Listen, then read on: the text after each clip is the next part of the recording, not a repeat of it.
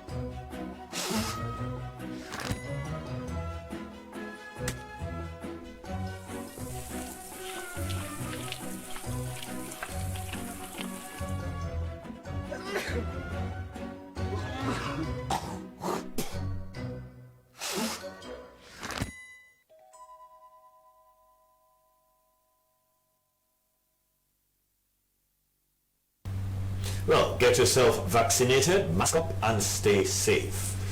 Now, parliamentarians have begun the debate on the bill titled Universities Act of 2021.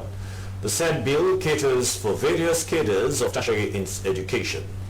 According to the Minister of Technical and Higher Education, Professor Alfred Jangohi, the bill, when enacted, will replace the 2005 University Act and see to the transformation of 3 colleges into university status in the eastern region. Our parliamentary correspondent, Joseph Tuye, witnessed the session in Parliament. What we are trying today is that we now have, unintentionally, but that is the case, regional universities in this country, almost one, the Northwest region. It is time we create the opening that indeed we complete the phase of having regional universities. It should be expected that in a region, all layers of academia of higher education should be in that region. By that I mean a university, a polytechnic, a community college. Why should our children of one WASC, 2 WASC, continue to take the WASC exam year in, year out, just to hope to get 5? And by the time they get 5, they will have done 5 teachers, 10 teachers, and can still not go to university. Those were some of the advantages outlined by the minister that will bring sanity to the tertiary education sector. Normally, it is anticipated that MPs from the opposition parties may criticize such bill. But that was not the case when the minister did the first and second readings. Mr. Speaker, honorable members, I'm sure our generation after us are blessed to be exposed to this kind of facility. Mr. Speaker, honorable members, I am sure this is one good thing government has thought about, and this is one good thing government has done. And we have said it, we are not in opposition because we are opponents to the development of this nation. We should be proponents to the development of this nation. And wherever government gets it correct, we say that it is correct. I'm sure that correcting this historical injustice against Kono, that has been university from the south, from the north, from this western area, or that the eastern region have known. Today, I'm proud, at the same time humbled, to be part of history in ratifying 3 new universities. Mitimagai coming to mind. Out of the state of Mitimagai, but I lectured briefly with my brief lectures at Mitimagai College. I realized that there have been brains. And most of these brains, whenever they access private corner to read engineering, it's just like drinking cool water because they are seasoned and they are groomed. Though they were in support of the bill, some lawmakers at the initial stage proffered recommendations of what they thought should be considered. We also hope there will be some specialization. Some of these regions have comparative advantages that they need skills for. Kenema was famous in our days, forest industries, for a good furniture industry. Those dreams can be revived with some specialties. Of course, for the university in Kono, we are dreaming of the days we start polishing our diamonds. It's not complicated, but we need the skills. But also for the Eastern University, because I don't know when we'll have one down in Solima, maybe they will look at also the oil and gas industry. If it is some of the indications we're getting about significant oil and gas deposits in the country, all of their skills required along the value chain that will create jobs and also wealth for this country. Mr. Speaker, honorable members, the credibility of our university is very key. The credibility. You went to Cambridge and you went to good universities. The seal of every university is very important. We are not going to water down standards because we want to open university in Bitibagai, university in Kenema, we don't want to water down the standards. In as much as we're talking about developing curriculum in various universities, those curricula we are going to develop, Mr. Speaker, it will be very significant for us to understand this. Because in the secondary education that we are talking about quality, that we want to discern the quality of education from tertiary to our secondary schools, it has to be radical reforms. And the radical reform has to do with how do we train our teachers, maintain standards, we don't want standards. Professor Wuri revealed that he was overwhelmed with the response from MPs during their contributions to the debate. The bill has been committed to the Committee of the Whole House. Having universities in the eastern region of Sierra Leone, some say, would create access for many pupils to gain admission into tertiary institutions in that part of the country. SLBC, Joseph Toure reporting.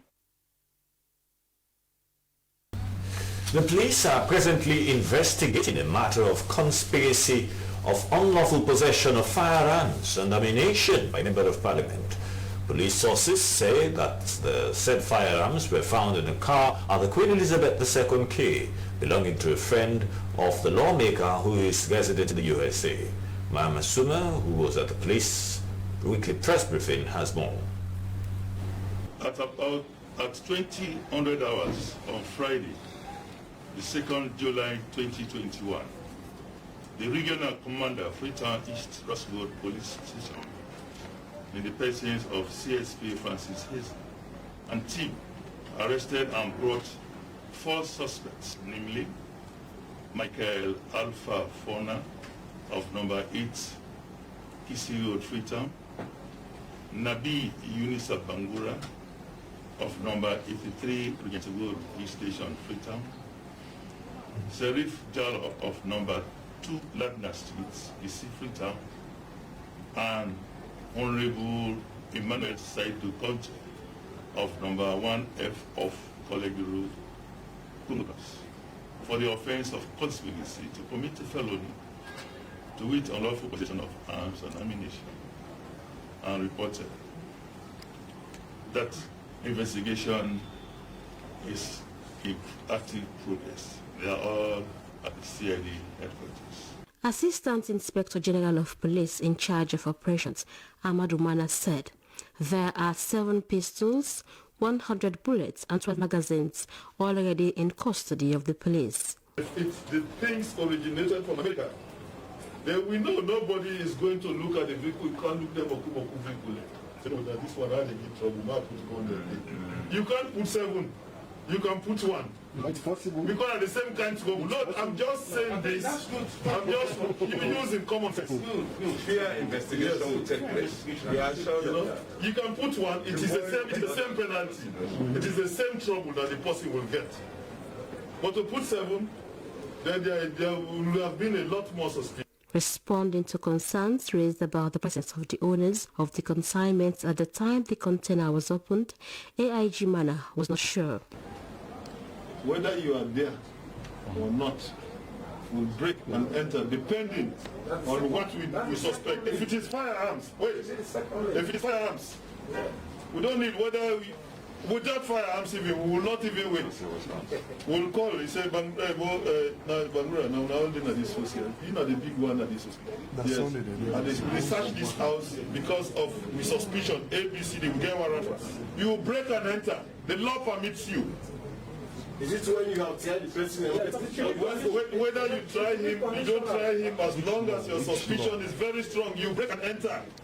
AIG Mana said the International Police or Interpol is already aware of the situation and is helping the Sierra Leone police bring the consignees to augment the ongoing investigations. For SLBC News, Maria Masuma reporting. The humanitarian organization Goal Sierra Leone has supported 8 chiefdoms in Kenema with over 100 water points and sanitation facilities with funds from charity water. The move is to cushion the sufferings of indigents by providing access to clean and safe drinking water. These facilities were symbolically handed over to the Minister of Water Resources and the Kenema District Council in Boajibu, Kenema District. Ibrahim Sama reports. On behalf of Goal, we're pleased to officially hand over the borehole and water points constructed by Goal. The opening of this borehole, representing all the other boreholes you have constructed.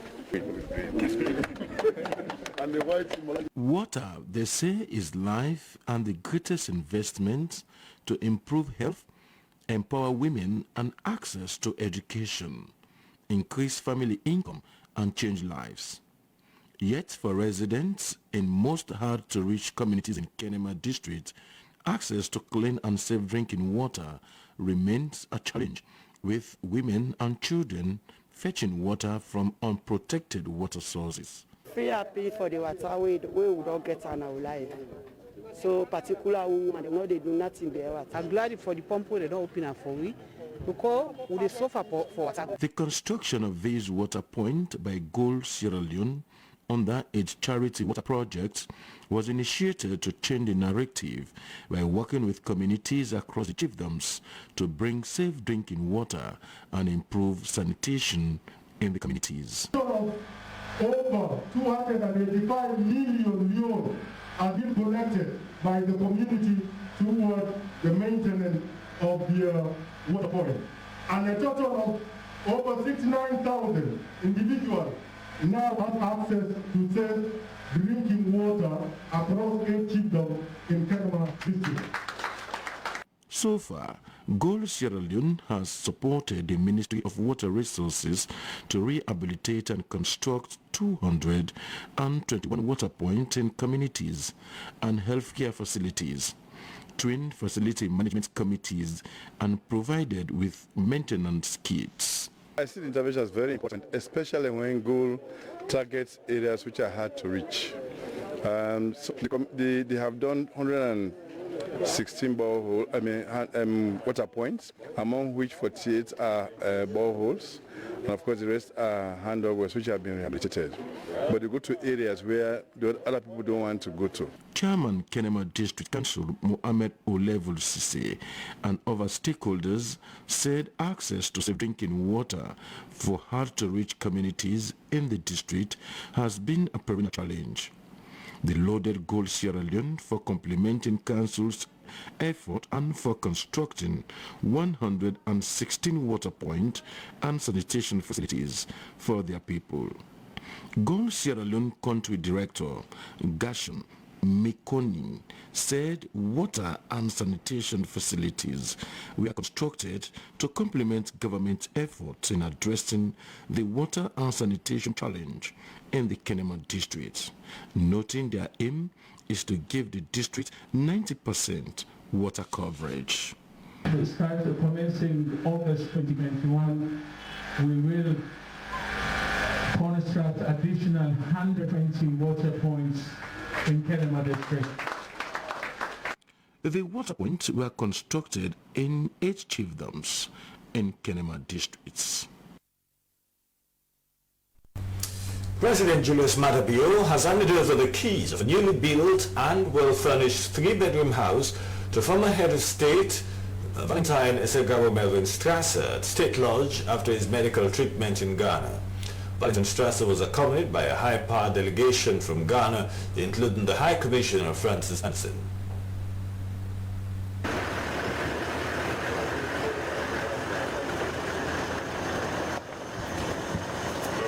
Valentine Melvin Strasser was flown to Ghana in 2019 for medical care at the EO Care Medical Center and the Kulebu Teaching Hospital.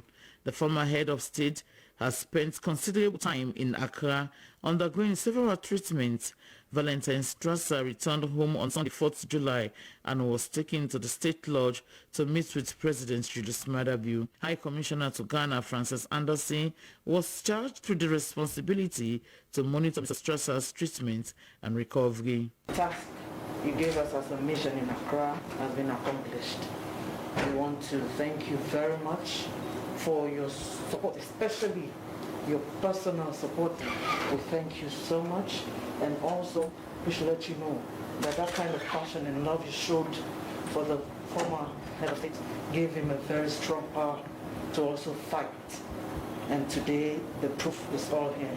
President Julius Maada Bio expressed thanks to the delegation for their support and care for the former head of state.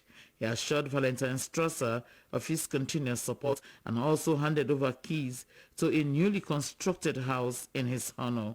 Glad to have you in one beat. Yes. It's really a pleasure and welcome back to your home country. And I'm happy that you've gone through the treatment and you're back home. Wish you the best, and whatever we can do to make you comfortable, you can rest assured that we will do that. I'm particularly happy that you came in the company of 4 comrades you fought with, worked with, who are still by your side. And I want to assure you that I am still there and I'll be there for you. We are very, very happy to have you back. And I have the honor and pleasure to hand over to you the keys to your new home.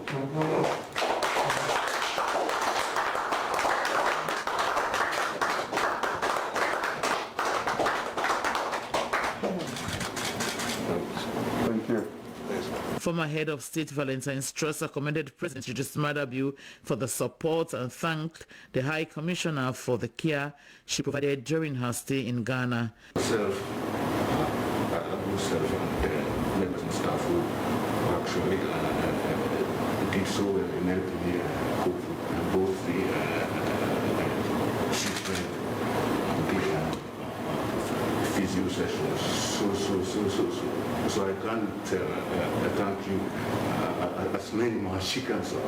She actually did the work, and I'd like to use the opportunity to extend my gratitude to her for the work she did in my field. Thank you so much. The former head of state was driven to his new house in Grafton immediately after his meeting with President Julius Maada Bio. SABC TV News Eye in Freetown, Hawa Mosiri reporting.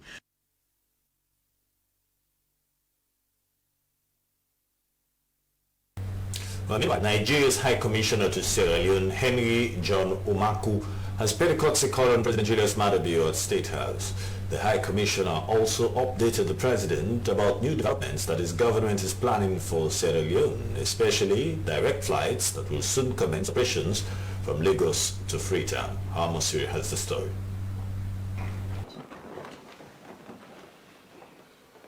Let's sit down, please. Welcome, Mr. President.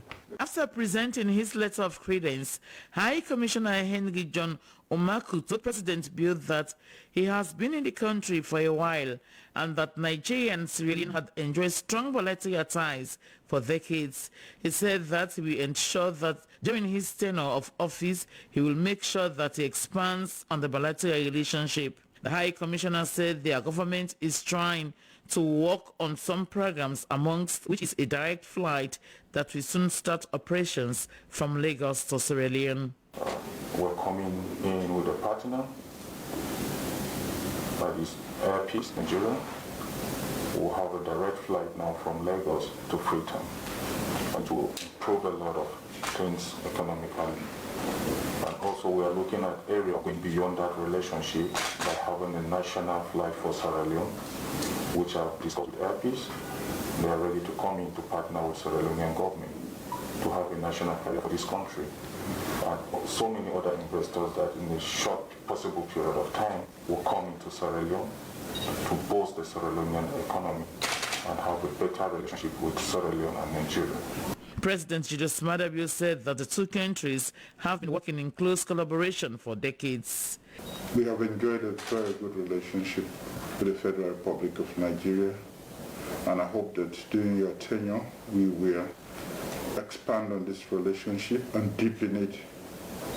And it's my ardent hope that you will play your part too.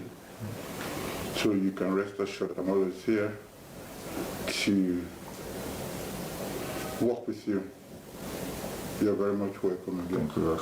He said they are enjoying the good relationship between the two countries and pledged his commitments to strengthen it.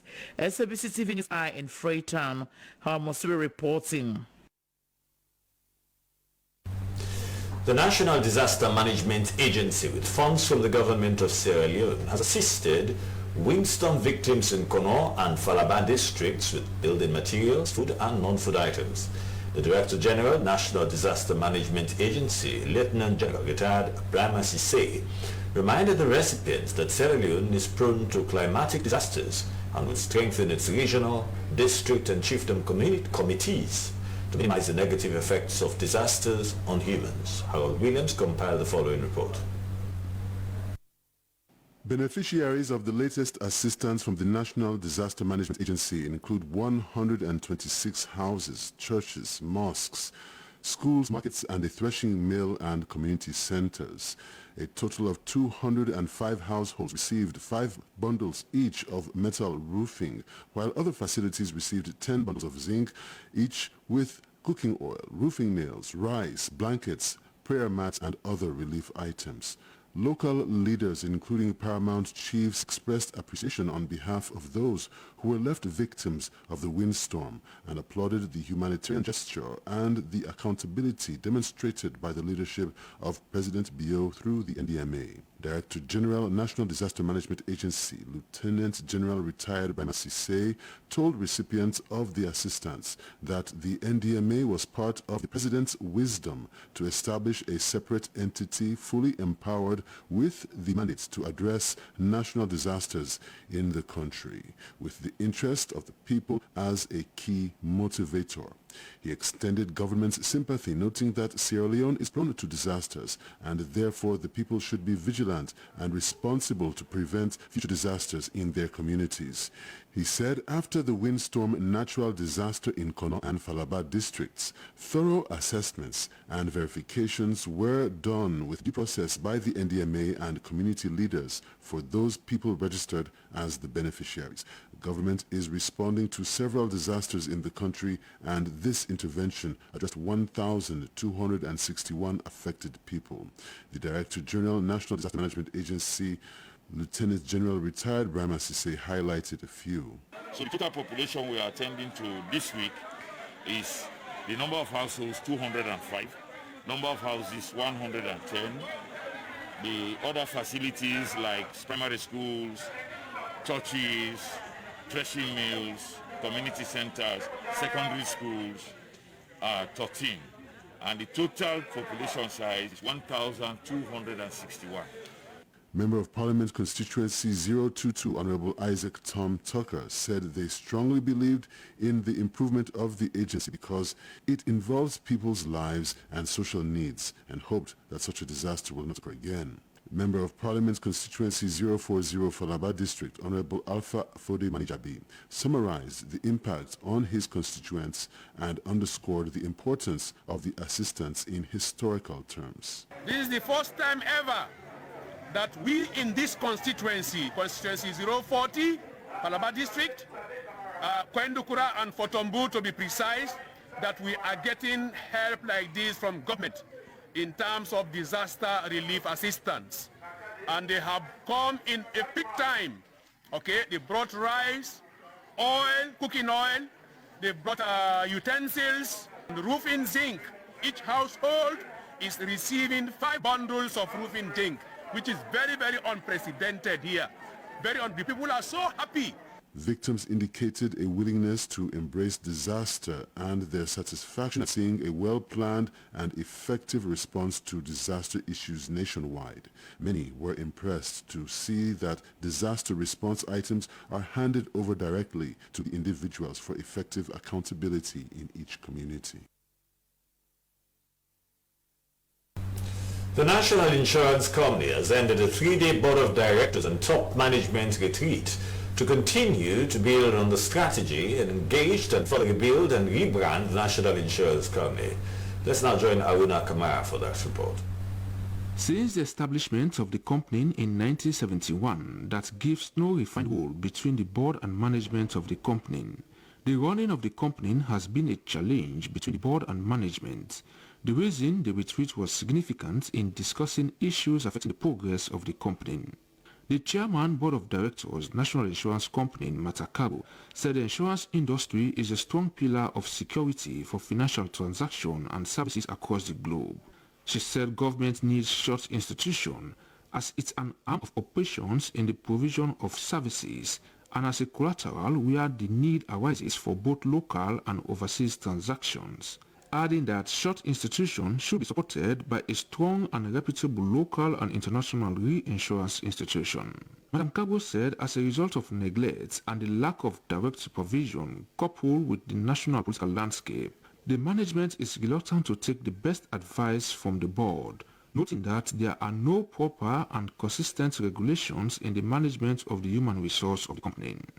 Our board is of the opinion that the NIC, which is the National Insurance Company, should not have been brought under the threats of privatization. Rather, it should have remained as a strong arm of government, independently or under the Ministry of Finance. The Managing Director, National Insurance Company, Abdul Kabo, said the focus of the retreat was to find solutions for rebranding and strategize for the company's operations. He said the company's present status is fairly good compared to where he met it. Status at present now is I think fairly good from where we took it away, because we took it from a very deplorable position. I can say we only inherited 436 million, as you heard what I said, and in 10 months we are able, the management is able to make about 10 billion, and that is 30% rise, and we are making steady progress. Although we have lots of liabilities, as I said to you earlier on, but the company is now well in the fruits of running. He said the company is facing huge liability challenges that are affecting the progress of the company in rehabilitating the company office and to address the welfare of their human resource. Police alone, we had about 4.3 billion outstanding from the group life benefit they took with NIC. And these are one of the challenges. The buildings were dilapidated, the workplaces are deplorable, the wage salary was very poor, the lowest among the insurance companies of this country. So we face all those challenges. You see, so especially when you have huge debts to pay from the reinsurers and from your insured, then it's a problem, a huge challenge. Presentation was done by the National Commission for Privatization and the Sierra Leone Insurance Commission on the role of rebranding the National Insurance Company. For SLBC News in Freetown, Aruna Kamara reporting. Marampa Mines' first ocean vessel has arrived on the shores of Sierra Leone to export its load of 65% iron ore concentrate. The Minister of Mines and Mineral Resources, Timothy Kabara, inspected the merchant vessel CL Judy for the first export of the Marampa iron blue ore at the Queen Elizabeth II Quay. The export of over 700,000 tons of Marampa iron blue ore stocked at Marampa Mines in Potloko district came after the out-of-court settlement between the government and Gerald Group Company. SLBC's Ministry of Information and Communications correspondent Leone was part of the visit and our reports. One of the world's leading metal merchants has arrived to carry the first pile of blue iron ore, which has been piled for over a year in Marampa Posloko district. The shipment of the first set of blue ore is part of the fulfillment of a contract signed on the 25th May this year from an out-of-court settlement between the government of Sierra Leone and Gerald Group Company. The Minister of Mines and Mineral Resources, Timothy Kaba, said he was excited to see this new development as it will eventually create job opportunities for young people. It was agreed that the new company where government has 10% free carried interest, Marampa Mine, this company will be shipping this iron ore and in lieu of taxes, royalties and other taxes, a fixed payment of about $20 million will be made to the government, and the first payment will be expected by the 31st of October. It will be to the tune of about $10 million United States dollars, and by the end of the year, the second and last tranche of $10 million will be paid. The Chief Executive Officer, Marampa Mines Limited, Chris Dean, said they are happy to continue with their operations in the country, as the out-of-court settlement, according to him, is a win-win situation for both parties. This is very much a win-win for everyone, and we can thank His Excellency and I think as well my group who put a lot of time and effort and now are looking at really expanding this project as much as possible. The first shipment will leave the shores of Sierra Leone with 60,000 tons out of the 7,700 tons of blue ore. The team is working quickly to resume iron ore mining and processing at the start. That will create over 100,000 job opportunities and workforce for over 90% of local employees and contractors this year. The suspension of the iron ore exports from SL mining operations at Marampa in Sierra Leone left stockpiles of more than 500,000 tons of concrete at the mine in Potloko district. An export ban was imposed on SL Mining, a subsidiary of Gerald Group, by the country's former Minister of Mines and Mineral Resources, Fodo Yoki, from July 24, 2019, on the expiry of a production suspension order that was issued on July 3, 2019. For SLBC News in Freetown, Auna Kamara reporting. Well, still to come on NewsHour, the Anti-Corruption Commission Scorpion Squad intercepts some NACOVAC staff involved in selling vaccination cards. And Chairman of Board of Directors EcoBank pledges the bank's desire to improve customer service in banking across the country. Well, these stories and more coming up. Keep watching NewsHour with me, Kojo Kwafu. Stay with us.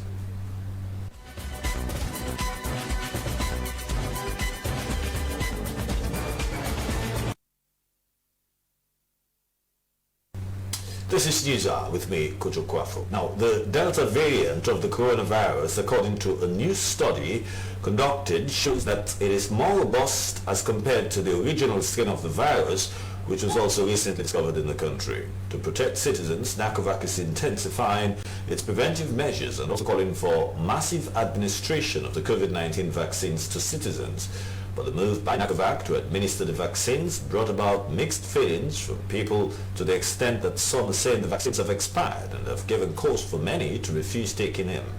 The memo that all should take the vaccine before accessing government buildings, which many have refused to take, has prompted some to embark on selling the vaccination certificates to people who have refused to take the vaccine. The Anti-Corruption Commission, from the sources, intercepted some NACOVAC staff involved in selling the vaccination cards, and the Director of Communications and Public Outreach at the ACC, Patrick Sandy, explained more to Iman Samura about the arrested persons. We informed the public yesterday that the Scorpion Squad of the Anti-Corruption Commission stinged or conducted a raid on persons who were selling vaccination cards to people who would rather not go to take the vaccination. So we had done a lot of surveillance on them. We have had a lot of information about the scheme, So yesterday we had to put together a squad, but of course before that it involves a lot of planning, a lot of resources. So we were able to go at the scene where this thing was happening, and indeed, yes, we arrested 2 people, arrested 3 people, sorry, and they are now assisting the ACC with the investigations. When this news broke out, some people are also saying that they were framed and they didn't do the act. Can you please just explain to people how ACC Scorpion Squad met these guys on the act? Well, what normally happens is the Scorpion Squad normally conducts what we refer to as sting operations. So with the many information that we had received about these people selling vaccination cards, we basically would put together also our own strategy.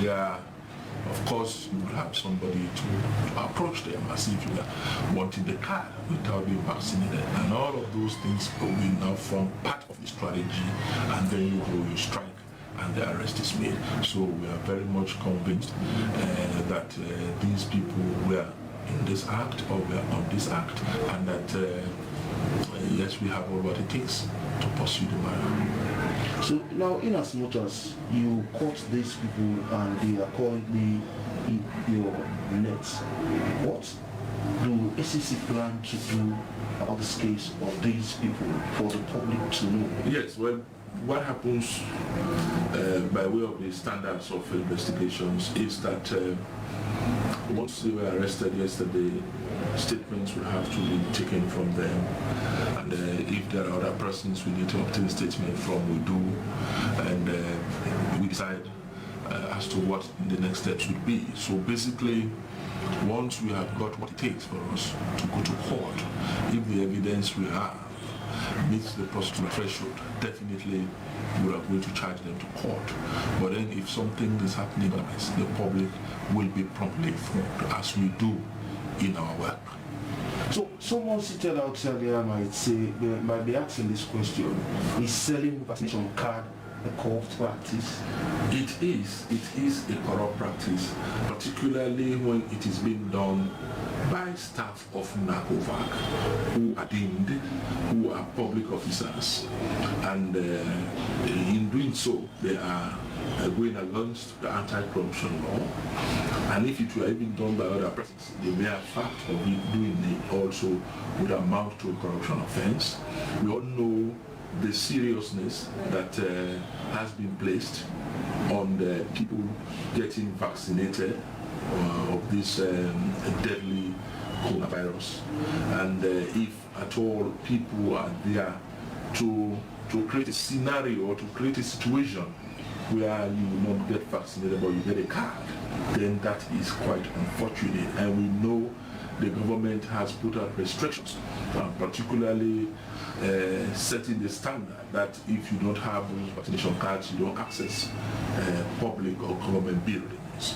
And so it's in the bid to encourage citizens to get vaccinated. So if you are there with a plot to giving out these vaccination cards at a cost of 300,000 or at whatever cost, but really indeed people are not vaccinated, then you are unpatriotic and described that way, and you will be going against the anti-corruption law, and that is what we believe, and that is why we are pursuing this matter to its logical end.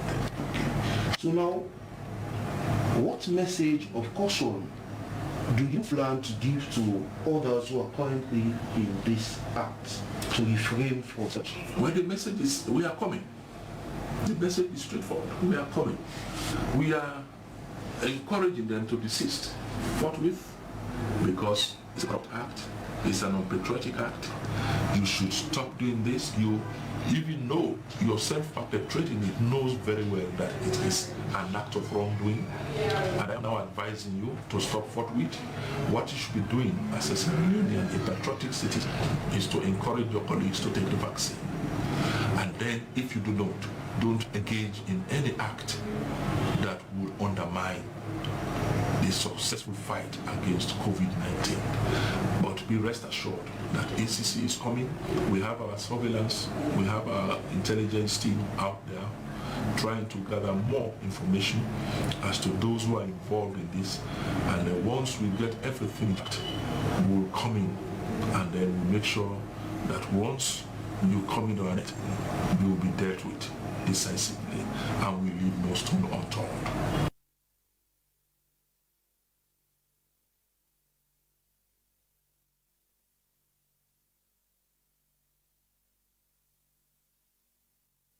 Well, that was the Director of Communications and Public Outreach of the Anti-Corruption Commission, Patrick Sandy, ending that interview there with our own Emmanuel Alfred Samura. This is News Hour on the SLBC. Now, following the nationwide address by President Julius Maada Bio on the 11 p.m. to 5 a.m. curfew, which is to last for the month, our colleague Adu Kabia was out and about to sample the views of citizens. Well, as for me, an officer, I get any issue because it's like implication for all officers and I better team for the country for we say. I'm an officer. So I'm not saying a bad thing. But I just want to work at least 10 o'clock if I'm not in the US, 10 o'clock for meeting in the US. I don't say waiting for you in the street 11 o'clock. No bad anyway. Well, like, you say anything they happy for you. Just that kind of way. Come on. And they will come again from now to 12 o'clock and they will come again. May have my son on we. Well, for President, we are not going to deny. You can go on the offense for larger times. You cannot just have the family because I know the power. You know, this is a offense on behalf of the family.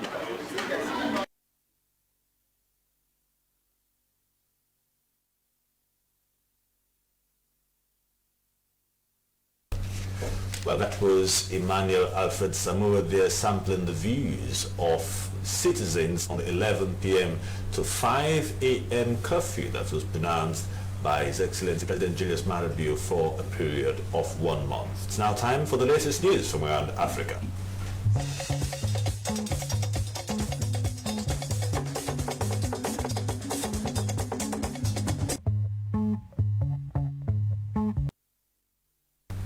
Now, some members of the family of Zambia's late president, Kenneth Kaunda, have gone to court to try to stop his burial at the Embassy Park National Site in the capital, Lusaka. Kaunda, the country's first president who was in office from 1964 to 1991, died on the 17th of June at the age of 97. The government later decreed that he would be buried at the Embassy Park, where the other past presidents have been laid to rest. The burial is due to take place on Wednesday. But now some of Kaunda's children, grandchildren and great-grandchildren are asking the court to allow the former leader to be laid to rest elsewhere, next to his wife, Mama Betty Mutinkene Kaunda. They say this would be in accordance with his last wish. It is unclear how many family members back this position and whether the burial will now be postponed. The Zambian government has not publicly commented on the issue. Egypt has accused Ethiopia of violating international law after it received a notice saying that Ethiopia's dam upstream on the Nile is now filling up with water for a second year. The hydroelectric dam has long been a source of tension in the region. Egypt, which relies almost entirely on the Nile for its water, sees it as a possible existential threat. Ethiopia says it is vital for its development. Decade-long negotiations over the dam have failed to reach a final agreement. Recent African Union efforts have stalled, and now Egypt and Sudan, which also sits downstream of the grand Ethiopian Renaissance Dam, the GERD, have asked the UN Security Council to discuss the issue. Thousands of opposition protesters have rallied in the capital, Accra, demanding justice for victims of recent killings. It follows the murder of social media activist Ibrahim Mohammed by unknown assailants and the death of 2 protesters after a clash with security personnel. One protester told newsmen that since the government came into office, there have been instances of arbitrary killings in Ghana, most of them perpetrated by ruling government vigilante forces. President Nana Akufo-Addo has ordered a public inquiry into the death of the 2 protesters. Well, let's now go over to our entertainment desk for the latest entertainment news.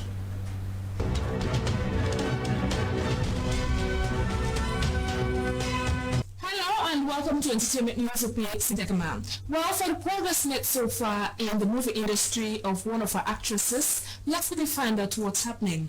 Popular actress Delys Kelvin Judge started her acting career at an age by participating in drama both at school and church, and this has helped her in nourishing her skills towards mastering certain roles in acting. As some of the techniques involved in acting movies require persistency, Delys has developed passion for every role in the film industry. She has performed different roles like lawyer, soldier, pregnant woman, and more. Most interestingly, the Sierra Leonean actress is headed for excellence. The recent film in which Delys Kelvin George is featured is titled Ramatu. Let's take a look at the performance. Just to have this opportunity to talk to you. Any man that comes to you at this stage of your life is a distraction. Forget your mom. She has lived her life. See, it's your time now. Do not allow anyone to spoil this love that we share. You are my true love. You are my happiness. You are my heart's desire, my everlasting flame. Man, I cannot think for a moment without you in my mind. I cherish you, my princess of beauty. You know what? I'll buy you a designer sneaker. A designer sneaker? Yes, from Sarah me? Parks, yes.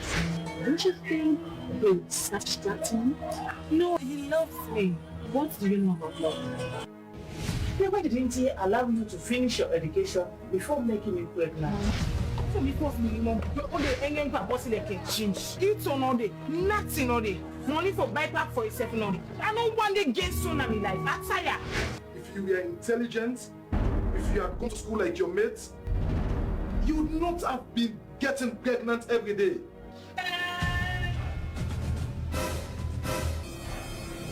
With these skills in the young Sierra Leonean actress, Delys is no doubt that her collaboration with international actors, as she is seasoned and up to date, will believe that she can represent the country well and let the world to know that Sierra Leone has talents which the rest of the globe could tap into or utilize. Congratulations to Delys George as we await to see your exceptional performance in future, as we can't wait to look forward to the movie. Well, that's all in this edition of Entertainment News. I am Cynthia Kamara. Goodbye.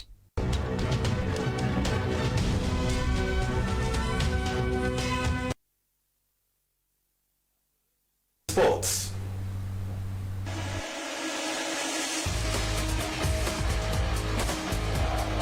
Sports updates on the news with me, Francis Barnard. In this edition of Sports Updates on the News, the national team Leone Stars has got a theme song, and this song was produced by Dam Online Entertainment, and this song is featuring artists like Mahmoudes, the Bongo, CJ Mark, Collabo, and many more.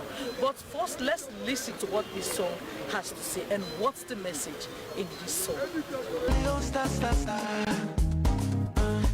Shine, Leone star, star, star. Score, Leone star, star, star. We are shine like a star. Road to Cameroon, and then go see me with the wind. Road to Cameroon, shine like a star. For now, let's talk to the national team coach, John Kister, as Leone Stars has also resumed training after that qualification, which brought many Sierra Leoneans to the streets to celebrate because of their qualification to the Nations Cup after 25 years of waiting. Tell us, someone might say it's 6 months away or less than that, and you resume training. I think we just want to keep things ticking until it's over. I think we've got to that process of qualifying. It's gone. I think we need to start looking forward. So what we're doing now is we look at bringing players in, home-based players, especially when the league is not too long. I think it's important because you can't give them that too much time without really working and preparing, going into what we're trying to go to. So I think it's very, very important that we did that. Again, it keeps the momentum going. There's a lot of work to be done with some of these players. There's players that needs to be, to we need to really push the word again. We need to improve the knowledge on the game. We need to improve them around their positions in different situations. So that's basically what we're here to do. Because don't forget, most of these boys are coming from different clubs, and there's a certain way that we feel players should play around their roles and responsibilities. So these are all the reasons why we've started to do. Does this COVID restrictions in any way affect some of the players that you've called to game? No, not really. Looking at their performance for the past 2 days that you've started training. No, not really. I think what has been disappointing is the fact that, since the league stopped, a lot of them have actually done a lot of work and we've put them back straight. I think that's the reason why. The COVID restrictions, again, is about age restrictions around us. So most of these boys are over 30, so they can't go and do the vaccine. For us, we've done that.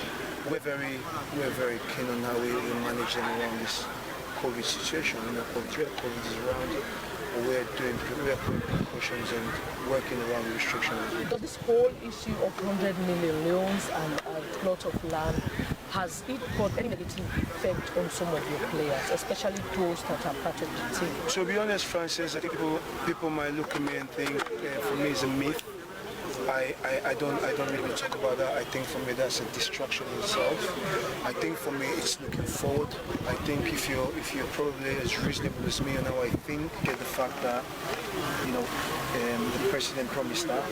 And again, it is what it is. This is football. We all know that. But we have to be very strong around how we feel, how we think, and the things that we look at. And for me, the bigger picture is Cameroon. We're talking about $10,000 or whatever is when you think about it. Or if you're looking at the bigger picture, you might go and make $1 million. If you go there and do well, then you go for $1 million. Let's put those $10,000. So in other words, you're working towards getting that $1 million. That is, if you qualified and then you go to now that you've qualified, and when you go to the Nations Cup, it is possible that you can move to the next stage, and even the $10,000 will be something of the past. To be honest, Francis, I'm not even thinking about the moving into next stages or whatever. I'm just looking at the big picture. Imagine you take a group of players into Cameroon, and they're going to Cameroon and do well, and they attract bigger clubs, and they go to bigger clubs. Imagine how much money they'll make. What does that reflect on them here? So this is what I'm thinking. Let's start thinking, look at the bigger picture. And for me, that's the big picture. Is we go there, and whatever happens, we're able to market 5, 6, 7, 8, 9 players, and I'll come back and develop Sierra Leone. Well, he is the head coach of the national team, Leone Stars. You heard from him. He wants to get the best. If ever he's going to bring in players, it will be players that are better than the ones he have already. He's not going to take players that are almost the same with the ones he have in his squad. Well, he is John Kista, and I am Francis Banner. Thanks for watching, and keep watching the SLBC.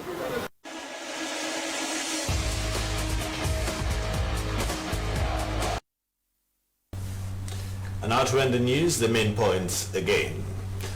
Parliamentarians have begun the debate on the bill titled Universities Act of 2021.